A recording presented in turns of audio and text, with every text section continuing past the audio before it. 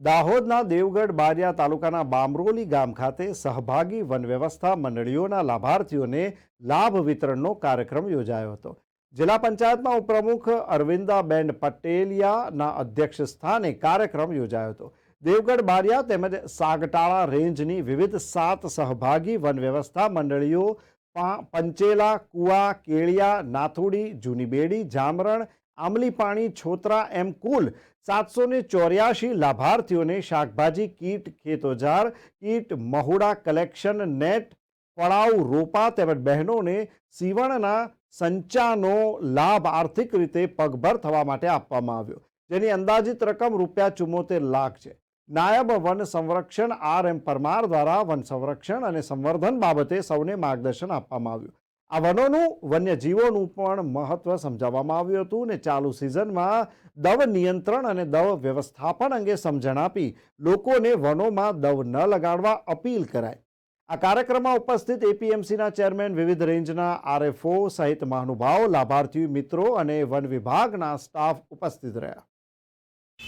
આજરોજ બામરોલી મુકામે સહભાગી વન વ્યવસ્થા મંડળીના લાભ વિતરણ કાર્યક્રમ રાખવામાં આવ્યો હતો। એમાં આપણા દાહોદ જિલ્લાના માન્ય ઉપપ્રમુખ શ્રી અરવિંદાબેનના અધ્યક્ષસ્થાને આ કાર્યક્રમ યોજવામાં આવ્યો હતો। આ કાર્યક્રમમાં લાભાર્થીઓને સીવવાના સંચા, મવડા નેટ, ખેતીના ઓજારો, શાકભાજી કીટ, આમ કુલ મળી લગભગ 300 જેટલા લાભાર્થીઓને વન વિભાગ દ્વારા 74 લાખનો આજે રોજ લાભ વિતરણ કરવામાં આવ્યું હતું। RM પરમાર, નાયબ સરકારી।